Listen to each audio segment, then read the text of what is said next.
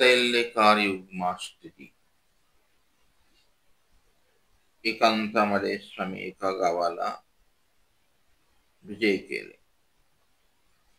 तेथे बाजार हाट आहे. त्या बाजारात गेले. तेथे कटेप्रदेशी सुडा, शेंगोटी सुडा हा स्वामींचा परिवेश आहे. आणि उभ्या हाटवटी विजय करतात. त्या बाजार गल्लीमध्ये दुकान आहे. वेगवेगळे सामान मिळणारे, तेलाचं दुकान, कपड्याचं दुकान, भुसारा माल असं जात असताना दोही ओळी तेलीनी तेल विकीत बसल्या असतील. दोन्ही बाजूला तेल विकणाऱ्या बाया आहेत.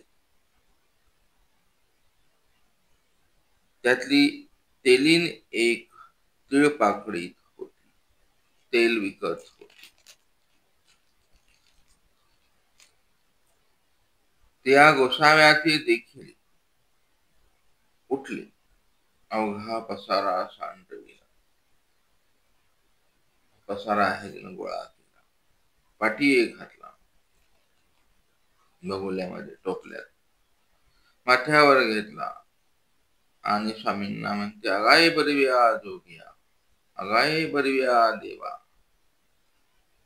जाओ माझ्या घरा.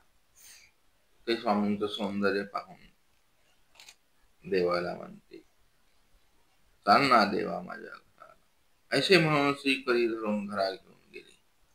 लगेच स्वामींचा श्रीकर धरला. श्रीकर धरण्याची पहिलीच वेळ आहे. स्वामींचा श्रीकर धरायची कोणाची हिंमतच नाही, आहे की नाही. धरला लगेच आणि घराला घेऊन गेले. आता स्वामी अवधूत वेश विजय केले. आपुला अंगणी उंबऱ्या खाली सोडिले. हात सोडला. डोक्यावरचा पसारा खाली ठेवला. घरात गेली आणि घरामध्ये तो तिचा नवरा घाणा खेटीत होता. तेल काढतो घाण्याचं. आणि मग तिथे स्वामींनी दोन्ही द्वारशंका श्रीकराने स्पर्श करून मध्ये अवलोकन केलं. अगाय मेहरा, तुझ्या मेहरिया ते बोलावले का. स्वामींच्या ही भाषा आहे. मेहरा शब्द आहे आणि मेहरी. स्वामी म्हणतात, हे म्हणाले नवऱ्या, तुझ्या बायकोनं मला का बोलावलं, कायशे आणले. तो आपला बिचारा तेल काढत होता. त्यानं मग मागील वास आवाज ऐकल्याबरोबर गोसाव्याचे देखील आणि पहार सांडले. तेल काढताना हातामध्ये फिरवण्यासाठी ते गोळे फोडण्यासाठी पहार असते. जी जी म्हणाले मी तिळ मारा तेली, माझ्या पापा क्षय व्हावया नेले. हा अनुकूळ संस्काराची भाषा. मी तेल तिळ मारतो, त्यातलं तेल काढतो असं म्हणून घाण्याखाली ते उडी घातली. दंडवत घातले. श्री चरणा लागला. पटकन उडीच मारली त्यांनी आणि श्री चरणाला लागला. पटीशाळेवरी बाज सुपवती घातली. वरी पासवडी अंथुरली. ते आसन झाले. स्वामींना बैठक झाली. तो पाशी बसला आणि मग बायकोला त्यांनी निरोप दिला. काय निरोप दिला. आजी जेतुके तू रांधू जाणसी, तेतुके रांधी हो, बरवा उपार निपजवी हो.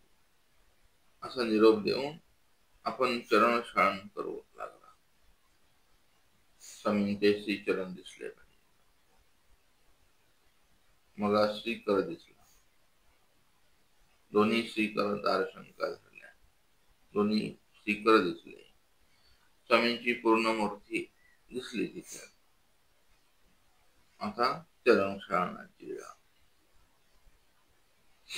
आणि मग ती बाई सूप घेऊन उतरंडीचे तांदूळ काढले. उतरंडी शब्द आहे बघा. जुन्या काळात उतरंडी राहील. त्या उतरंडीतल्या धान्याला किडा लागत नाही. तिथून तांदूळ काढले. काढत असताना तिला पण स्थिती झाली. स्थिती भोगली आणि मग इकडे गोसावी विजय केला. महादाईशी पुसले जेची तया दोघा काय झाले. सर्वज्ञ म्हणतात बाईचा श्रेयाचार अशी म्हणतात बाईचे अद्यापी दोघे झाडे मंडळी देवी देवी विश्वेश्वरी पार्वती होऊन वर्तत असते. अशी मोठ्या स्थूळ देवतेची स्थिती दिलेली आहे. विश्वेश्वर महादेव पार्वती दोघ जोडी त्यांची पूजा अर्चा लोक करतात. हे त्या वाटा त्यांनी ठाई पुनरुपी तयाशी भेटले. पुन्हा असंच आम्ही फिरताना ते दोघं आम्हाला भेटले समोरासमोर. तयाचे मुडपे मुडप थकटून आले. परती याते ओळखती ना ओळखीचाही पाड नाही. त्या आनंदात आहे. स्वामीच्या खांद्याला खांदा लागून गेले तरी स्वामींना ओळखलं नाही. आणि ही गोष्ट गोसावी रावस गावला अबाईसा वायनायकावरी संगमेश्वरी सिद्ध राहती ओट्यावर सांगितली. अशी ह्या दोघांना सर्वज्ञांनी स्थिती दिलेली आहे.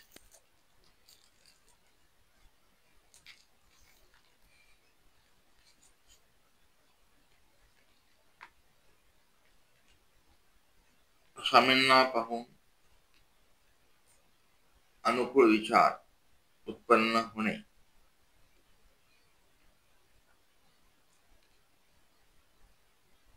हे मागील जन्मामध्ये कोणाचाही दोष न घेता परमार्गावर आवडीत होऊन देह गेलेले. वेद असला काय बोध नसला काय फरक नाही. त्या कारणास्तव अशा भावना निर्माण होतात. आणि म्हणून त्या बाईनं पण स्वामींना पहिल्या बाजारहाटामध्ये काय केलं, थोडं सामान रजू काटा काय असेल सगळं टोपल्यात घातलं. स्वामींचा स्वीकार अधिकारानं ओळख नाही पळख नाही पण ते जागृत होत असत. आणि त्यासाठी स्वामी आता एकांतामध्ये परिभ्रमण करतात.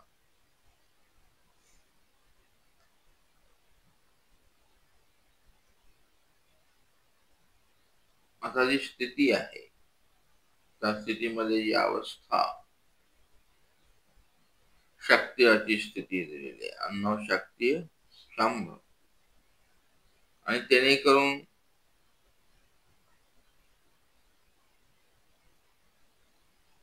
त्या आनंदामध्ये असल्यामुळे स्वामींना ते ओळखू शकले नाही.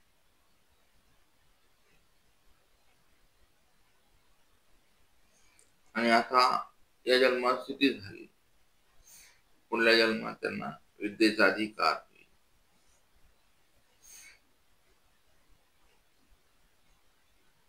त्या स्थिती देतात स्वामींना. पुढे दिलेली आहे स्वामींनी स्थिती.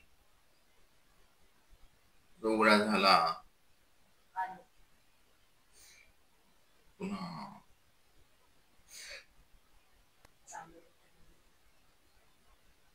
वेगवेगळे आसनं करू लागले. उपासनाला पण जाड गावून शिकण्याला जातात. बऱ्याच ठिकाणी आहे ते. आणि तो कटीच काढून आला स्वामींवरती. आता कटी होती त्या उपासनांच्या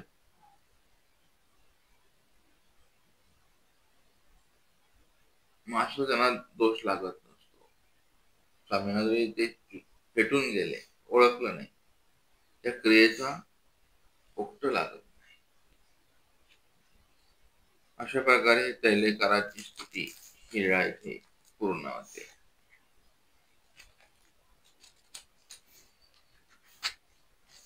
डाकरामी व्याघ्र वृंदावन. गोसावी डाकरामाला सुकळी डाकरामची वेळ आहे. त्याचे डाकराम गाव आहे. देवतेला नाव भीमेश्वर आहे. स्वामी त्या गावात विजय केले. पाणीपात्र केलं. नदी श्रीचरणे करून शिळातळावरी उदक घालून येते अन्न ठेवले. आरोग्य केले. वेळच्या वेळी पवळ्या भीमेश्वराच्या देवळाशी विजय केले. मंदिराचा सहारा. तर गावीचे लोक पारी बसले होते. लोक पारावर मात्र बसलेले असतात. जुन्या काळामध्ये सगळ्या गावाचा कुटाणा करतात. काय भानगड पण बसतात लोक. सगळे विषय तिथे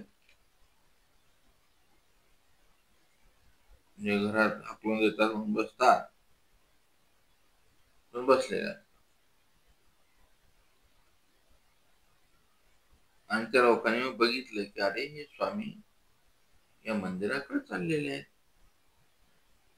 लोक म्हणतात देव हो येत नव्हता, येत नव्हता, येत येत वाघू येत असे. ह्या मंदिरात वाघ येतो म्हणाले रात्रीला.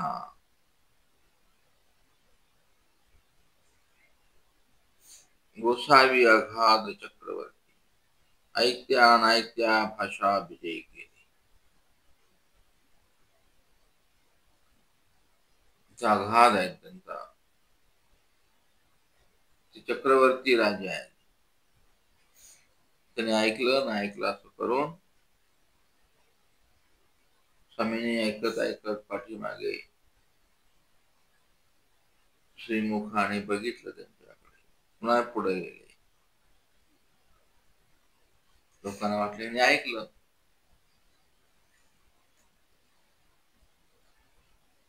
गोसावी ऐकले असे म्हणून ते गावातले लोक पुन्हा गप्प बसले. तरीही स्वामी ते विजय केले. आणि मध्ये आता वाघ बसलेला आहे. गोसावी मधी आतमध्ये प्रवेश केला आणि मग त्या वाघाने हाक दिली. दडी मारून पिलंग आदरिले आणि गोसावी सिंहनाद केला आणि तो वाघ बोंबावून हागीला मुतीला. टोळी उडवून तेथून पळाला. स्वामींनी हा सिंहनाद केला आणि तो इतका मोठा होता. तो वाघ घाबरला. ते त्यानं दीर्घशंका लघुशंका केली त्या आणि मंदिराच्या कंपाऊंडच्या वरून पळून गेला. पळताना एवढ्या वेगाने पळाला की ती कंपाऊंडची भिंत पडली आणि अशा भयास्तव त्याने ते रान सोडून निघून गेला. आणि मग गोसाव्याची तिथे पौळ झाला, उपौळ झाला. मग चौकी आसन झाले. मग सकाळच्या वेळेला गावकरी समस्त गावीचा लोक पुजारी वाजत गाजत पूजा बांधाव्या तेथे आले. वाजत गाजत का आले? टाळ घोळ मृदंग कहाळ चिपळ्या असं कासोळा हे सगळे वाद्याचे प्रकार. म्हणजे आपल्या लीळाचरित्रामध्ये काय कधी भेटेल. कधी संगीत भेटतं, कधी घोडे भेटतात, काय कधी वाद्य वाजवण्याचे प्रकार भेटतात. हका बोंबा देत देत सिंहनाद करत करत ते मंदिराच्या मुख्य प्रवेशद्वारात आले. वाघ काय निघालाच नाही आज. आज कसं काय निघाला गेला हा? दररोज तर पळून जातो. दररोज असेच करायचे. त्यांच्या मनामध्ये विचार आला.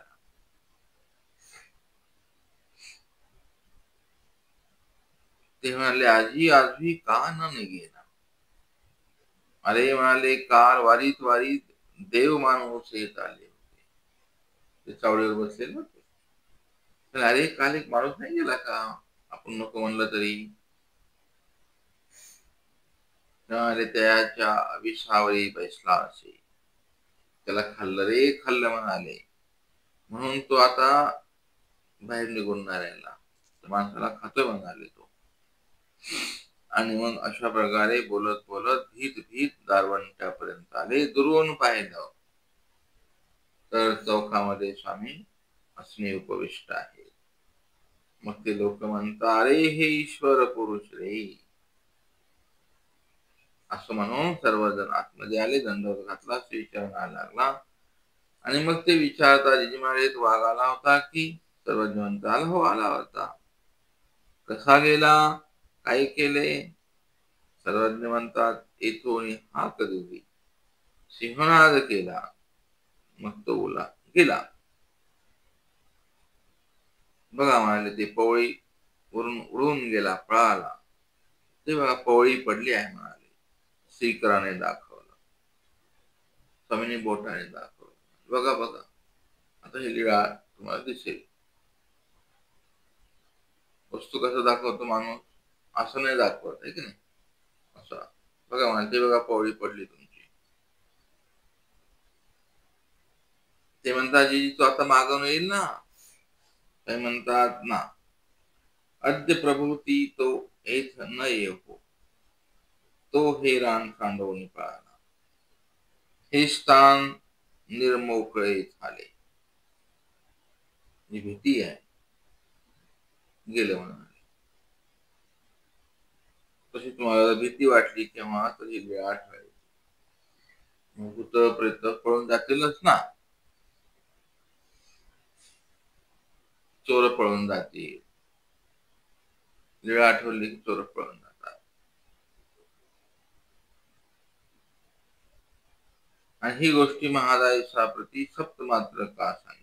महाराजाची वाराणसी गेली होती, ते प्रभा त्या वाटा आला. तेथून लोक म्हणे, हे स्थान आधी वाघावे ध्वंस होते. महाराजांशी म्हणितले, हे कोणी परिवस्थे झाले का? ते म्हणतात, सासोकाराम येत आला, ते चौकी आसन घालून बसला, तैसाच वाघ गेला, आणि तै लागून हे स्थान वस्ते झाले, निरुपद्रव झाले.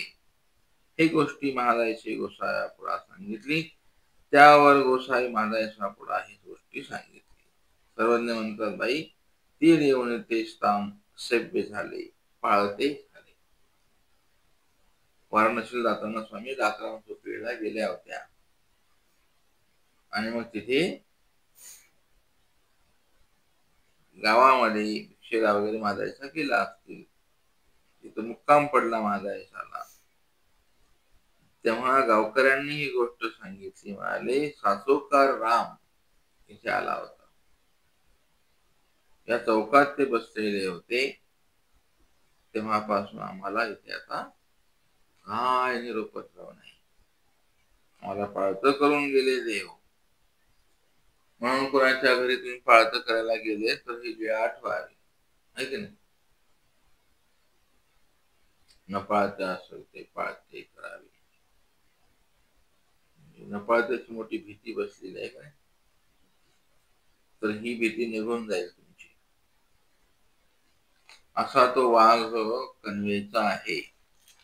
आणि त्या वाघाला स्वामींनी पळवून लावलं.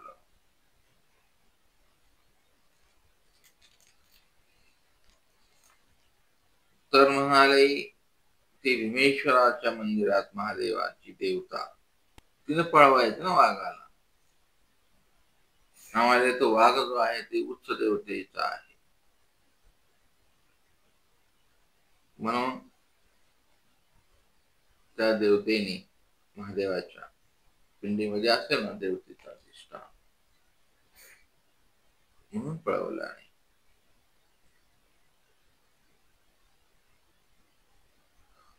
तर म्हणजे तो पळून गेला, डोंगरात गेला तो. मग तिकडे तो हिंसा करेल ना म्हणाले. तर त्याला स्वामी निमित्त झाले. म्हणून ते सांगतात, निमित्त पाप खूप मोठं असतं. दुःखदानदायक झाले की ते घृणा, स्वामींनी घृणा करायला त्याला पाठवलं. लीळा केली, पण ही कोणती लीळा आहे? घृणादानाची लीळा आहे. का? त्याची कणव घेऊन त्याला द्यायचे, तेव्हा ते कोपटी घेऊन ढळवार देते. यथा रावळाचे दान.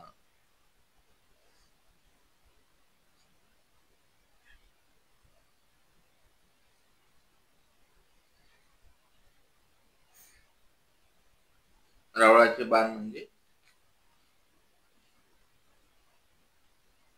श्रीकृष्ण चक्रवर्ती एका बाण जरी थोड्या वयाचे वेचून, नाही का, सूत्रपाठातलं ते चिंतन इथं दिलेलं आहे. सुदर्शन चक्र हातात घ्यायचे, संबंध होत ना तो चक्राला, आणि मग ती घृणा करायची, स्वामी लीळा करायची, असं संबंध दोन्ही प्रकार व्हायचं.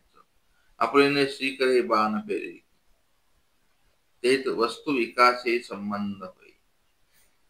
आपण पाहिलेलं आहे महाभारतात वगैरे. त्या भीमावर सुदर्शन चक्र आता ते चाक घेतलं, चाकाला संबंध फेकणार तेवढ्यात थांबले. तर म्हणाले असं स्वामी करतात.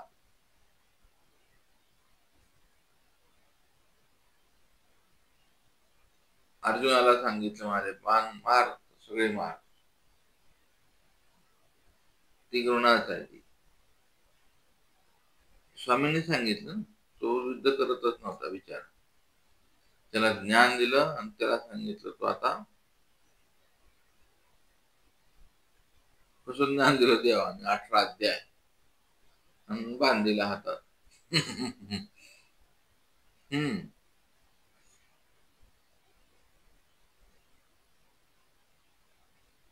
पहिले तो शोकात आहे, आणि शेवट बी गीतेचा श्लोकाने झालेला आहे. शोक, संतप्त अर्जुन आहे, चिंता करू नको म्हणाले. शेवटचा कसा कुठं शब्द आहे तो? पहिला तुम्हाला शोकाचा शब्द माहित आहे, विषाद झालेला आहे. शेवटी पण कसा आहे तो? विषादातच गीता संपते.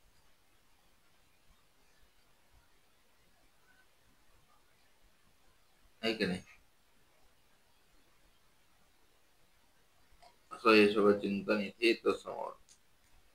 तर म्हणाले, तो वाघ आता जसं अर्जुनाचं बाण देवाने मारायला लावलं,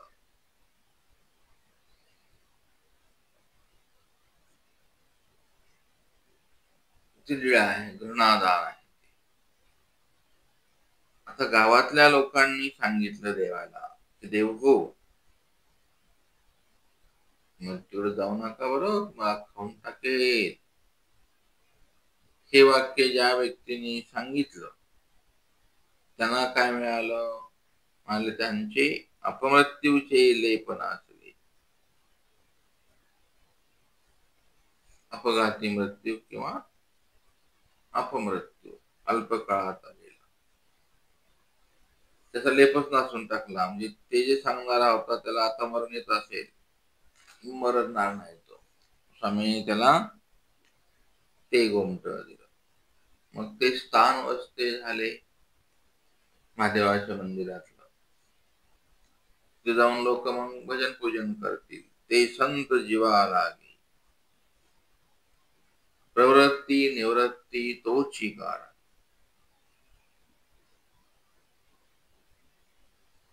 बऱ्याच आता लिंगाच्या लीळा आहेत बघा आपल्या स्वामींच्या, है की नाही? पंचलिंगी विळा राहिलेल्या, अन्य मंदिरातल्या देवी देवतेला स्पर्श केलेला आहे. श्रीफू बाबांनी करायचे नेहमीच ते, है ना?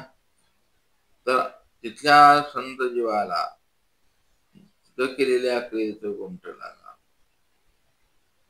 करतील ते माया स्वीकार करेल, है की नाही? स्वामींनी जर त्या विवेश्वराला स्पर्श केला असेल तर प्रश्नच नाही.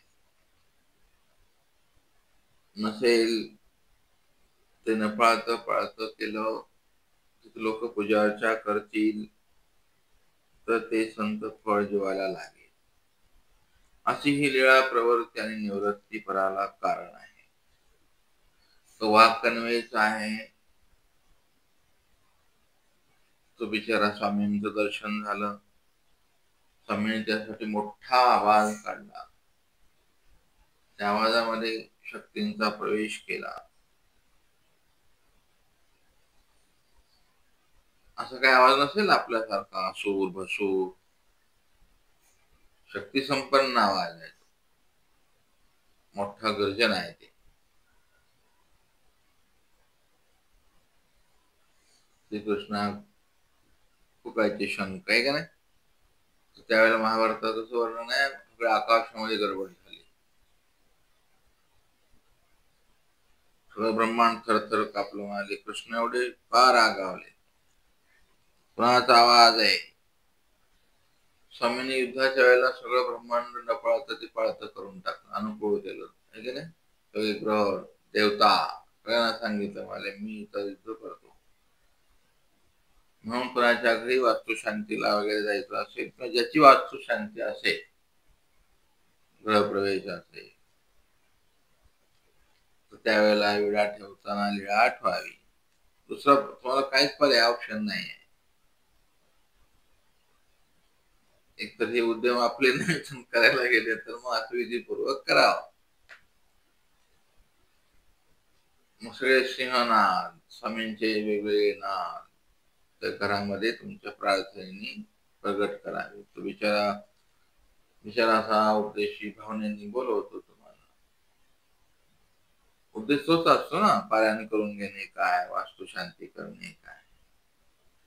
तर देवा म्हणावं तुमच्या हा स्वर इथे घुमवू द्या वास्तूमध्ये. कणाकणाला तुमच्या